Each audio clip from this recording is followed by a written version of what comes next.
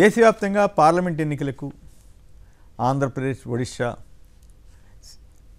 శాసనసభ ఎన్నికలకు కూడా రేపు కౌంటింగ్ జరగబోతూ ఉంది. సో కౌంటింగ్ సంబంధించి సందర్భంగా కొన్ని విషయాలు అందరూ అన్ని పార్టీలు జాగ్రత్తలు తీసుకుంటాయి. ఈలోపు సర్వేలు వచ్చాయి, రకరకాల గందరగోళాలు సృష్టించడానికి ప్రయత్నాలు జరిగాయి. ఇవన్నీ వదిలేస్తే నా అభిప్రాయంలో వైఎస్ఆర్ కాంగ్రెస్ పార్టీ ముఖ్యమంత్రి జగన్ గారు మళ్ళీ అధికారంలోకి వస్తారని నేను నమ్ముతున్న మాట ఇవాళ మొదటిసారిగా చెప్పట్లేదు, మళ్ళీసారి చెప్తున్నాను.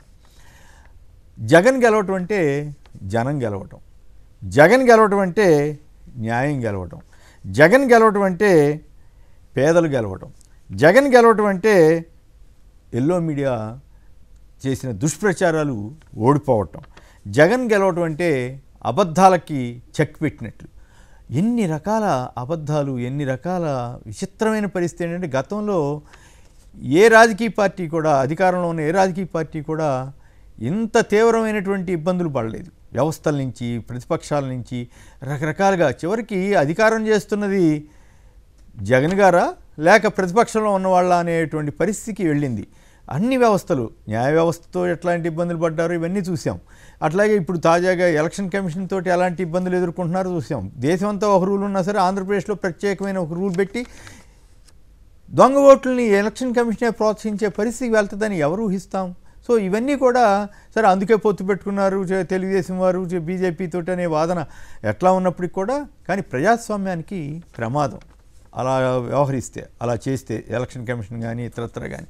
ఇక్కడ జగన్ గారు ఎందుకు గెలవాలంటే పేదలు వెళ్ళేటువంటి స్కూళ్ళు, లక్షలాది మంది పేదలు వెళ్ళే స్కూళ్ళు బాగుపడటానికి, అక్కడ ఐబీ వంటి సిలబస్, అంతర్జాతీయ సిలబస్ రావాలంటే ఖచ్చితంగా జగన్ గారు మళ్ళీ గెలవాలి. ఎందుకనంటే ఇప్పుడు మనం ఆ మధ్య చూసాం, చంద్రబాబు గారు అయితే ఆ ఇంగ్లీష్ మీడియం వస్తే ఏమవుద్ది అన్నారు. సరే ఆయన పిల్లలు మనవాళ్ళు అంతా ఇంగ్లీష్ మీడియంలో చదువుతారు. పవన్ కళ్యాణ్ గారు ఈ ఐబీ గీబీ ఇవన్నీ ఏంటి అని ఒక సందర్భంలో వ్యాఖ్యానించారు. అంటే వీళ్ళు వస్తే కంచెలయ్య గారు చెప్పారు కదా, మిగతా సంగతులు నాకు సంబంధం లేదు రాజకీయాలతోటి, కానీ జగన్ అన్నతన్ని గనక రాకపోతే మొత్తం పేదలు నష్టపోతారు, విద్యారంగం చాలా తీవ్రమైన నష్టం జరుగుతుందన్నారు. సరే ఆ పరిస్థితి రాదు కానీ బట్ ఆ జనంలో ఆ ఫీలింగ్ అనేది కనపడే ఈ రోజున ఓట్లు వేశారు జగన్ గారికి అనుకూలంగా అన్న భావన కలుగుతుంది. ఇంటికి డాక్టర్ని పంపించింది ఎవరండి? జగన్ గారే కదా. అలాగే ఆ పరిస్థితి కొనసాగాలంటే జగన్ గారు మళ్ళీ రావాల్సింది. ఇదే ఇప్పుడు ఎన్నికల ప్రచారం కాదు కాబట్టి నేను ఓపెన్గా ఇలా చెప్తున్నాను అనమాట.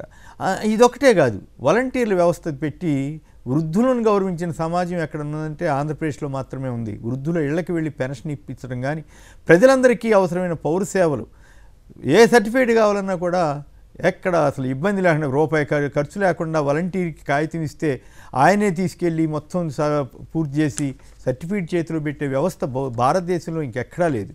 గతంలో పడిన కష్టాలు ఇవన్నీ చూసిన తర్వాత. సో ఇవన్నిటినీ కప్పిపుచ్చడం కోసం అలాగే పోర్టులు కట్టారు, రకరకాలు. అసలు స్కూళ్ళు కడితే అభివృద్ధి కాదని ప్రచారం చేశారు. ఆశ్చర్యం. స్కూళ్ళు బాగు చేస్తే, ఆసుపత్రులు బాగు చేస్తే అభివృద్ధి కాదన్నారు. కొన్ని వేల సచివాలయ భవనాలు కట్టారు ఊళ్ళల్లో, అవన్నీ అభివృద్ధి కింద కాదు. ఊళ్ళలోంటి పట్టణాల్లో కూడా.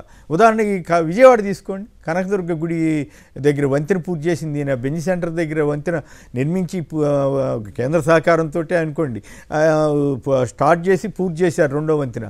అలాగే కృష్ణానదికి కరకట్ట బ్రహ్మాండమైన రీతిలో కట్టారు. రామాయపట్నం పోర్ట్.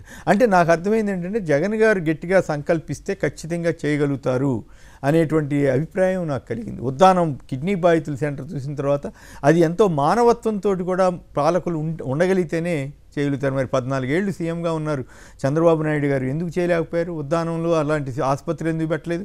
వాళ్ళకి అవసరమైన వాటర్ స్కీమ్ 700 కోట్లతో జగన్ గారు తెచ్చారు కదా, ఈయన ఎందుకు తేలేదు? రామాయపట్నంలో ఓడరేవు ఎందుకు తేలేదు చంద్రబాబు గారు? చాలా కాలం ఉన్నాడు కదా ఆయన ముఖ్యమంత్రిగా. మరి మచిలీపట్నంలో ఓడరేవు ఎందుకు తేలేదు? మొత్తం 4 మూలపేట, శ్రీకాకుళం జిల్లా మారుమూల ఉన్నటువంటి మూలపేటలో ఇప్పుడు ఓడరేవు ఎందుకు వస్తుంది? చంద్రబాబు గారు ఉన్నప్పుడు ఎందుకు రాలేదు? ఇలా చెప్పుకుంటూ పోతే చాలా ఉన్నాయి. ఇండస్ట్రీస్ కానీ, విశాఖలో డెవలప్మెంట్, అదానీ డేటా సెంటర్ కానీ, ఇవన్నీ టేక్ ఆఫ్ స్టేజ్లో ఉన్న నేపథ్యంలో జగన్ గారు మళ్ళీ గెలవటం అవసరం.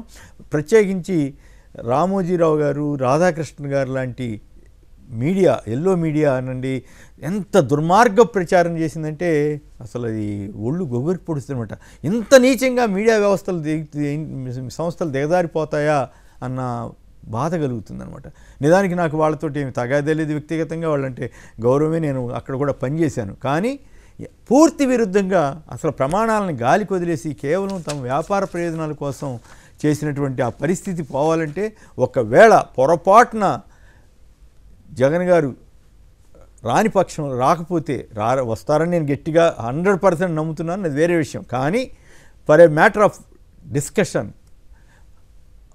పొరపాటున రాకపోతే ఎల్లో మీడియానే ఇక శాసిస్తుంది. వాళ్ళు ప్రజల్లో కృత్రిమ వాతావరణాన్ని సృష్టించి కల్పితమైనటువంటి వాతావరణంలో వాళ్ళు ఎవరికి కావాలంటే వాళ్ళని పట్టం కట్టించేయచ్చు.